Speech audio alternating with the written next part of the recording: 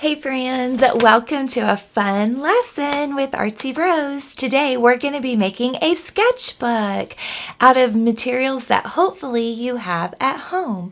So here's some supplies, adults, that you're going to want to gather. And this sketchbook, of course, could be for yourself, or you could make it with or for your kiddos.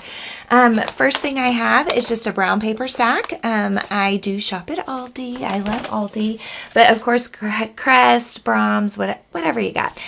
Some other things that you could use for the cover of your sketchbook could be cardboard box, poster board, cardstock, tag board, any kind of thicker paper type material will work because we want our cover to protect the inside papers that we're going to put in there. Now for the inside papers, I do have just good old copy paper, and then I have lined notebook paper, and I have both because we want to encourage some literacy along with our artwork, right, parents? And I also have some ribbon. I have some sharp like pencils, something that's real pokey, or of course I have a hole puncher. Word slipped my brain. Okay, so I did this project for my kiddos at school and it went really well. So I'm hoping that you guys will enjoy this as well. Now, remember with our scissors that they are tools, not toys, and you have to remind your kiddos how to hold them, or you might even want to do this step for them. So I make sure and remind them that our thumbs go in the round hole and our fingers go in the oval hole, okay? Just like this. We keep our thumb on top and our fingers on the bottom. A lot of times they want to twist their wrist for some reason. I don't know why. I am going to need both sides of my paper bag if you're using regular size copy paper. If you have smaller paper, then you could probably get away with just one side of your bag and then fold it in half, which would be super cool. But my copy paper is a little too big for that. So I will need both sides of the bag. And I apologize if this is really noisy. I have a pretty good microphone, so it probably is. Maybe. Okay, so I am just cutting on all the seams or the folds of the bag, whatever you want to call those. I'm having trouble hearing you. Of course you are, because I'm not talking to you, my friend Watch. She does that to me all the time. I don't know if you guys have that issue or not. I think because I talk a lot. Now, so there's that part, and then we'll turn it over and work on the other side of our bag. Now, another fun idea that my neighbor showed me, and she got this idea, I believe, from her niece, is that the bags that have handles on them, like the, I think the Sprouts bags have handles on them, and then the Brahms bags for sure have handles on them. You could actually paint both sides or just one side of that bag and turn it into a gift bag. And kind of almost free, just minus the cost of your paint and your time, of course. It makes for a super personalized, fun bag to give somebody, a little gift bag. If you're like me, I hate buying those gift bags. I'd rather just reuse ones that I have. Okay, now this piece right here, we could probably use for a future project. You could even paint on this. So keep that because we might use it for a future project. Now I am going to turn my bag so that I only see the brown side. The printed sides are on the inside, right? And one side of my bag has a little dip in it, so I don't want to use that edge. I want to use my two flat edges. And then I'm going to get a sheet of my copy paper, and I will use it for measurements, okay? So I hold this just like that, and I have line up my copy paper with the left side of my bag over here. Come on. And I want my cover to be a little bigger than the pages of my book, so that way they will protect the pages of my book. And then I just cut. I'm kind of eyeballing a straight line. Of course, you could fold it and then you would have, and unfold it, and then you could cut on the crease, then you do have a straight line. Okay, again, you could save these pieces. This would be great for doing a little painting. You could even turn it into a card by folding it in half. You could paint the cover and write a message on the inside, right? Okay, so now we are going to work on the guts of our book. And then actually, you know what, real quick, why don't we use one of our lined sheets? And the reason we have our lined sheets is because they already have pre-marked or pre-cut holes in them, right? So if I line my notebook paper up in the middle of my copy paper, left edge lined up as well, then I can use my scissors very carefully, or my pointy pencil, right? Now make sure that the scissors are going between your fingers. Parents, do not let your kids do this part by themselves, please. I have had to get stitches from scissors before.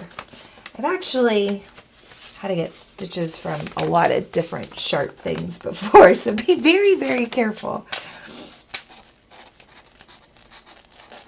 My local 𝗀𝗍𝗱𝘆 after hours probably worries about me a little bit. Okay, there we go, between the fingers. See, I am going between the fingers, not on my fingers. Okay, now that I have that started, I can use my sharp pencil. And you could probably, if you were just doing one layer at a time, use your sharp pencil to make the holes and bypass the scissors altogether. Now, of course, if you have a single hole punch, use that. That would make the most sense, right? But I don't have a single hole punch at home. Okay, so now I can put my cover aside for a moment. And I've already marked where the holes would be on my copy sheet by using my lined paper. And now I can use this to mark the rest of the holes on my copy sheet, right? On my copy paper sheets. But if you're fortunate enough to have a 3-ring hole punch at home, then you can just use that, right? That makes the most sense. So I am going to do that real quick. You guys can work on making your holes. And remember, if you need to pause me at any time, that is the convenience of doing art online, right? You can just pause me whenever. Oh, gracious. Okay.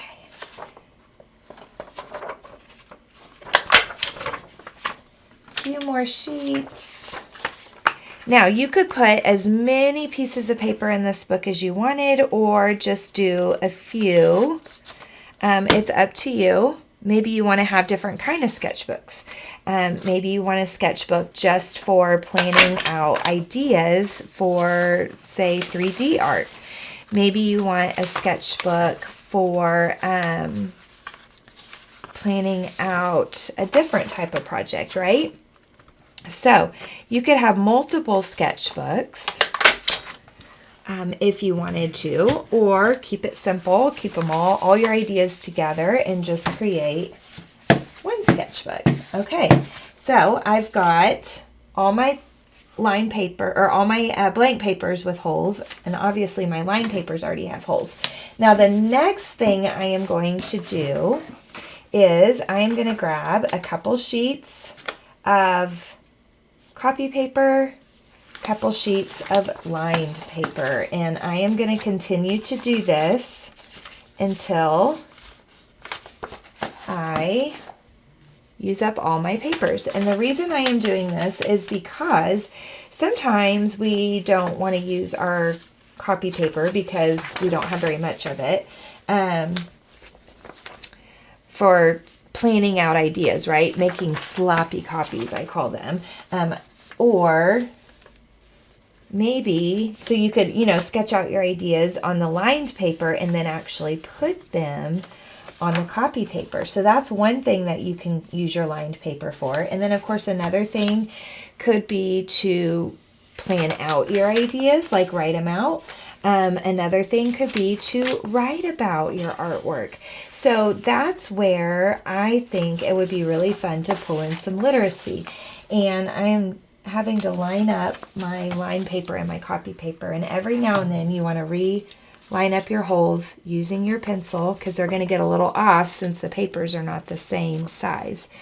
But you can use the line paper to create stories. Encourage your kiddos after they create a piece of art to think about, a who, what, when, where, why, how type scenario about their artwork. And they could create a whole story or a comic or a poem that goes along with their art. So anytime you can incorporate literacy with artwork, it's a great idea because we're making our brains be more creative, right? Okay, I am getting there, I promise. You guys could obviously fast forward this part while you make yours, so you don't have to listen to me babble. A little bit about myself for those of you that don't know. I am an elementary art teacher and I have been for 14 years. Before that, I taught at a non-for-profit art studio while I was in college. I did go to college. Took me 4.5 years to get my Bachelor of Fine Arts in Education. And I opened my physical art studio. So I still teach full-time in a public school classroom, but I opened my art studio, Artsy Rose Academy, 5 years ago. And have been doing both for 5 years. So I have about, 70-hour work week, maybe. 60 to 70-hour work week. But it is so worth it because I get to share my love and passion with everybody I know and everybody I don't know. So I get to make lots of new friends. Okay, and then I'll finish by putting the rest of these papers in. Come on. Now, if you had to make your own holes, the holes may be a little trickier to line up, so just be patient, right? And it will all be worth it. Okay, so now, before I get those in there, I'm going to set that down very carefully. And I have, this is just curling ribbon that I had at the house. You may not have curling ribbon. Maybe you have regular ribbon. Maybe you have those bread twisty ties that come on the bread bags. Maybe you have some rubber bands. Think about what you have that you could use to connect your book together. Okay, now I am going to set my guts of the book onto my cover, and I know you can't really see what I'm doing. I'm sorry. Okay. Line up my holes as best as we can, and then put the cover on my book. Or I guess this could be the back. Either way. Come on. Line those holes up. Okay, first hole is lined up, so I am going to poke my ribbon through. Now, if your ribbon is stiff enough, or yarn, or whatever it is that you're using, elastic, whatever you got, if it's stiff enough, it'll poke right through. Okay, so now I will tie just like I tie on my shoes, and then I tie again because I'm going to make a knot. Now I don't want to make it super duper tight, so I'm going to loosen this up that way, and now I can make it tight. And the reason why I want to have a little bit of slack on there between the edge of the book and the knot is because I want to be able to turn my pages freely in my book. And if I make it too tight, I won't be able to turn my pages freely, right? Okay. Now we're going to poke the next one through. There we go. And then we'll tie this one in a knot, a loose, well, I guess the actual knot is not loose, but I am trying to keep the ribbon loose from the edge of the sketchbook so that I have room to be able to turn my pages, right? And my last one, gotta get that lined up. There we go. Maybe stick my little pencil through. Okay, make sure it all lines up. There. Last one. We'll get this one in here. Awesome. Okay, so now, my friends, I have my handy dandy sketchbook, and it's not too tight so that I can open up the pages and work flat. Okay, so there is our awesome recycled or repurposed sketchbook. And then these you could tie in a bow, you could tie, or you could, you know, use the scissors on them to make them little tight curls, or just trim them off if you want to. So now that we have the front, or we have our book put together, now we got to think about what do we want to put on our book, right? So you could, there's lots of options. Think about what's special to you, what's important to you. Some fun things that you could do is you could find magazines and cut out pictures of things that you love and glue those on, and then cut out from titles of magazines letters of your name maybe, and get your name on there, or, you know, my sketchbook. So that could be an option, using a magazine. You could draw in here with pencil, trace with Sharpie, and then either color or paint in something special, like actually draw something that is special to you, or maybe draw yourself, do a little self-portrait on the front. And then another thing you could do is just keep it simple, right? So you could use some acrylics or temperas and just paint an abstract design on the front of your sketchbook. Okay, so if that is the route that I'm going to take, because my background is so dark, I am going to use a lot of white with my colors. So I am going to scoop out some white, put some little chunks of white in different spots on my very used paint plate that I've got going on here, but that's okay, right? And then I might grab a little bit of yellow and mix that in with some white, so I make a light yellow that maybe will not be so see-through. And then I might just scatter a little bit of this kind of randomly. Now, the thicker I put it on, the longer it will take to dry, but the less see-through it will be, right? I put it on kind of thick. There we go. And then I could even, oh, I got a little bit left on here, so I'm just going to use it. There we go. I could even use just some straight yellow, put a little pop of that on there, or if you want it to look very pastel, obviously you can mix more white on there. Okay, now I'm going to grab some turquoise, and yes, I am going to leave the yellow in my brush because if the yellow and the turquoise mix, it's just going to make more of a greenish version, right? Greenish version of turquoise. Then I can mix some of that in. So this is turquoise mixed with some white, and of course I left the yellow in my brush. So we may have some pops of green. There we go.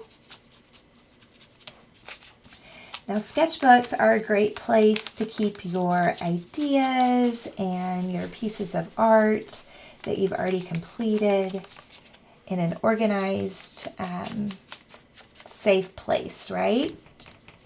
Now this color can come all the way to the edge, or of course you can keep it away from the edge. If it's going all the way to the edge, make sure that you have something on your table to protect it. And of course, since I'm using acrylics, and you might be using acrylics, you might want some paint clothes on, right? Okay, I am going to clean my brush. I am smushing and swirling in the bottom of my water cup. Wipe, wipe, dry, dry.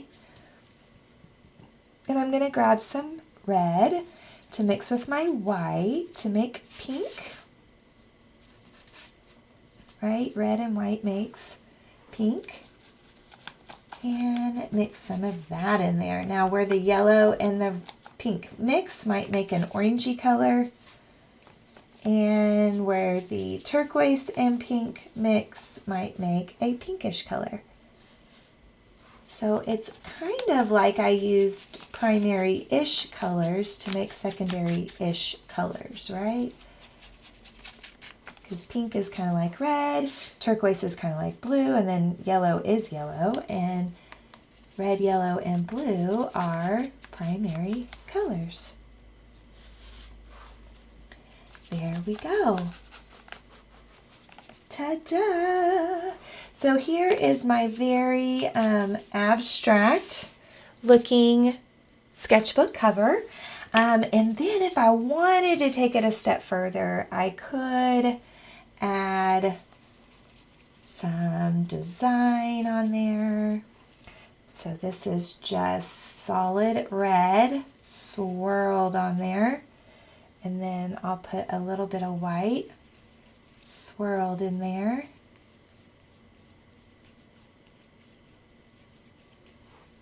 Get a little bit more white.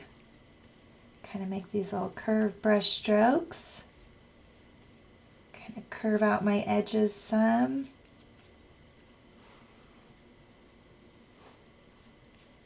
There we go. Okay, then I could clean my brush. Gotta really rub that brush on the bottom of the cup and dry, dry, dry. I could get some straight yellow. And of course, it's not gonna look like a bright yellow because it's got the wet colors underneath. Grab some white, swirl that in. That'll help it look a little brighter. Kind of curve my edges. There. And maybe some purple. Now, of course, you guys don't have to do this. What else could you do? You could just do some lines and designs. You could completely let it dry and draw on it with Sharpie, right? That would be cool. Grab some white. There we go.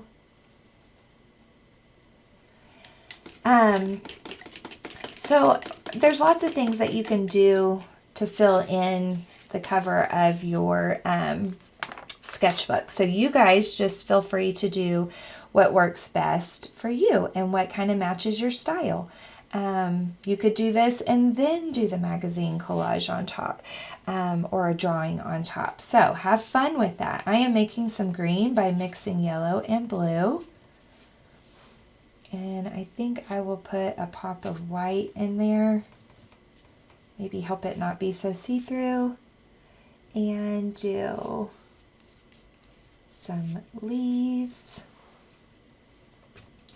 And they're not very bright, so I think I need to darken up by adding some more blue to my green that I made, and that will darken it up. And then maybe that will, yeah, create some contrast. There we go. And then I could use a smaller brush, here it is, and use some black, and I could add just little pops of black in there just to create some contrast. Now, of course, you don't have to do this. I just like the way the black will contrast against the other colors, and sometimes it sort of brings together an outline and helps us to see what's going on a little bit better, but totally optional. Some people don't like that. And then, of course, I could throw the year on here, 2020, right? So that, my friends, is a very fun, quick way to make a sketchbook with things that you have around the house. I hope that you enjoyed this activity, and I cannot wait to do some more art with you. Have a great day, guys.